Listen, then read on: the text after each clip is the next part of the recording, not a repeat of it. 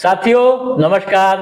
आप देखना शुरू किए हैं आई4जी टीवी नेटवर्क। मैं हूं इंतजारुल हक।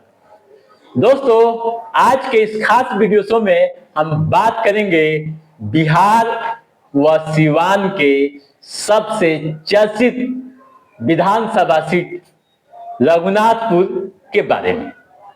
रघुनाथपुर विधानसभा पर पूरे देश की निगाहें टिकी हुई है और देश की निगाहें टिकना स्वाभाविक है। कारण भी आप जानते हैं और समझते हैं कि यहां पूर्व सांसद रहे मोहम्मद शहाबुद्दीन के पुत्र ओसामा साहब चुनावी मैदान में है। यानी आरजेडी ने ओसामा साहब को मैदान में उतारा है। तो वहीं दूसरी तरफ एनडीए की ओर से विकास सिंह उस जीसू सिंह मैदान में डटे हुए। यह सीट कई मायनों में काफी महत्वपूर्ण मानी जाती है। यहां उत्तर प्रदेश के मुख्यमंत्री योगी आदित्यनाथ की सभा हुई।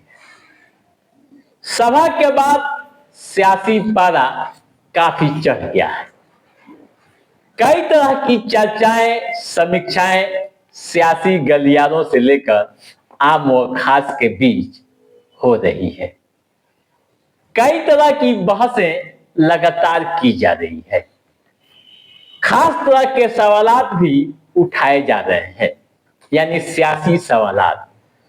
सवाल यह कि क्या शहाबुद्दीन की विरासत को बचा पाएंगे ओसामा साहब?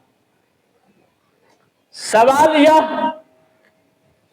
कि ओसामा साहब की सीट पर बीजेपी क्यों कर रही पावर शो? सवाल यह कि क्या ओसामा साहब के परिवार के हाल का सिलसिला रुकेगा या फिर हार देखनी पड़ेगी? कई तरह की बातें दोस्तों सियासी गलियारों में हो रही है। उत्तर प्रदेश के मुख्यमंत्री योगी आदित्यनाथ ने जो संदेश दिया सभा के माध्यम से, उसकी भी चर्चाएं की जा रही है। दोस्तों, हम तमाम तरह के बिंदुओं पर चर्चा करेंगे और जानने की पूरी कोशिश करेंगे कि क्या होने की संभावना है। लेकिन उससे पहले यह समझना भी जरूरी है कि मुख्यमंत्री योगी आदित्यनाथ ने सभा के माध्यम से क्या संदेश दिया, यानी उन्होंने क्या कहा सभा। संक्षिप्त में हम चर्चा कर लेते हैं। मुख्यमंत्री योगी आदित्यनाथ ने पूर्व सांसद मोहम्मद शहाबुद्दीन के बेटे व आरजेडी प्रत्याशी ओसामा साहब पर जमकर निशाना साधा। ओसामा का नाम लिए बगैर कहा कि जैसा नाम वैसा काम। एसिड कांड की जिक्र की और जो हुआ उसे दोहराया, यानी जनता को याद दिलाया। 2005 से पहले बिहार की क्या स्थिति थी उसको भी रेखांकित किया अपने शब्दों में, अपनी अंदाज में। 2005 के बाद बिहार का विकास कैसे हो रहा है इसकी भी जानकारी दी। दोस्तों, मुख्यमंत्री जी की सभा हुई, सभा के बाद वे चले गए। लेकिन आगामी चुनाव में यहाँ क्या होने की संभावना है, इसको लेकर चर्चाओं व समीक्षाओं का दौर शुरू हो गया। पहले यह समझें कि बीजेपी इस सीट पर पावर शो क्यों कर रही है, क्या है बीजेपी की रणनीति, योगी आदित्यनाथ को लाने के पीछे की रणनीति क्या है, क्यों ओसामा साहब बनाम योगी आदित्यनाथ किया जा रहा है। दोस्तों, इन तमाम सवालों का जवाब जानने के लिए पहले रघुनाथपुर विधानसभा क्षेत्र का सामाजिक समीकरण को समझना होगा। रघुनाथपुर विधानसभा का इतिहास जानना होगा। रघुनाथपुर विधानसभा क्षेत्र का अपना एक अलग इतिहास रहा है। यह सीट कभी कांग्रेस की हुआ करती थी, फिर समय के साथ समीकरण बदले और हाल के दिनों में आरजेडी की हो गई। सिवान लोकसभा सीट का यह क्षेत्र अहम हिस्सा है।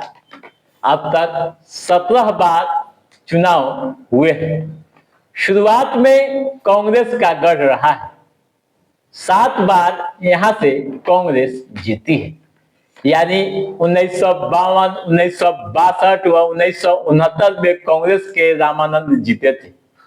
फिर 1957, 1967 में रामदेव सिंह चुनाव जीते थे कांग्रेस के ही। फिर 1972 में श्रीनिवास सिंह चुनाव जीते थे।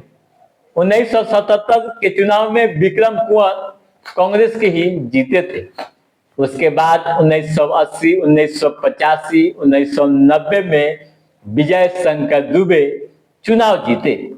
फिर 2000 में भी विजय शंकर दुबे कांग्रेस के भी प्रत्याशी थे, चुनाव जीते। 2005 में 2 बार चुनाव हुए, फरवरी व अक्टूबर में। उस चुनाव में कांग्रेस को करारी हार मिली, सभी समीकरण ध्वस्त हो गए। इस कारण कांग्रेस ने अपना कोई उम्मीदवार यहां से नहीं उतारा। फरवरी 2005 के चुनाव में निर्दलीय प्रत्याशी जगमातो देवी चुनाव जीती थी, लेकिन त्रिशंकु होने के कारण अक्टूबर 2005 में चुनाव हुआ और जेडीयू की प्रत्याशी जगमती देवी ही बनी और जीत दर्ज की। उसके बाद 2010 में नए परिसीमन के अनुसार चुनाव हुआ। नए परिसीमन के अनुसार जब चुनाव हुआ तो उस चुनाव में विक्रम कुंवर ने जीत दर्ज की बीजेपी की तरफ से। फिर 2015 के चुनाव में हरिशंकर यादव जीते आरजेडी की तरफ से। 2015 के चुनाव में हरिशंकर यादव ने बीजेपी के मनोज सिंह को हरा दिया। आपको याद होगा कि 2015 के चुनाव में जेडीयू, कांग्रेस और आरजेडी एक साथ थे। फिर 2020 के चुनाव में हरिशंकर यादव चुनाव जीते थे आरजेडी। ठीक है, राजनीतिक विश्लेषक क्या कह रहे हैं और क्या है जातीय समीकरण, यह भी आप समझ लीजिए। दोस्तों, जो राजनीतिक विश्लेषक कह रहे हैं उनकी माने तो आप ये जान लीजिए, एनडीए इस सीट पर ही नहीं बल्कि बिहार के तमाम सीटों पर जंगल राज बनाम कानून राज के नैरेटिव को आगे बढ़ा रही है। अब यह नैरेटिव कितना कामयाब होगा यह तो समय तय करेगा, लेकिन जो चर्चाएं हो रही है, जो सियासी गलियारों में बातें हो रही है, उस पर भरोसा करें तो आप ये जान लीजिए कि परिणाम काफी चौंकाने वाला होगा। वैसे दोस्तों, आप क्या सोचते हैं इस मामले में, आप हमें कमेंट बॉक्स में सुझाव जरूर दीजिएगा। वहीं जातीय समीकरण की बात करें तो आप यह जान लीजिए कि यादव, राजपूत व भूमियाद के साथ मुस्लिम मतदाता यहाँ निर्णायक मोड में रहते हैं। यादव व मुस्लिम मतदाताओं का मजबूत गठजोड़ यहाँ रहता है। चर्चा यह भी हो रही है कि यहाँ के राजपूत परिवार से शहाबुद्दीन का बेहतर संबंध था। MY समीकरण के साथ राजपूत परिवार के रिश्ते कितने कारगर होंगे, यह भी देखना दिलचस्प होगा। तो दोस्तों, आज के इस एपिसोड में बस इतना ही। कैसा रहा हमारा यह एपिसोड, आप लाइक और कमेंट करके हमें जरूर बताइएगा।